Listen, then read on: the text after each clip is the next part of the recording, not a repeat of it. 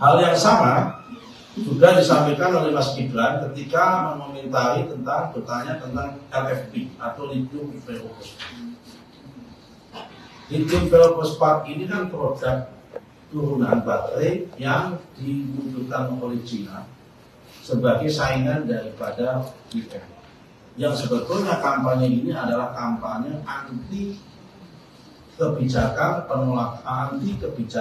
penyetopan ekspor nikel yang ada di Indonesia, yang dilakukan oleh pemerintah Indonesia, yang dimana ekspornya itu akan dijadikan untuk bahan baku untuk kepentingan hilirisasi. Sebetulnya kampanye-kampanye yang disampaikan oleh Pak Temenggung itu adalah kampanye mendiskreditkan kenapa Indonesia itu melakukan penyetopan dan melarang ekspor nikel.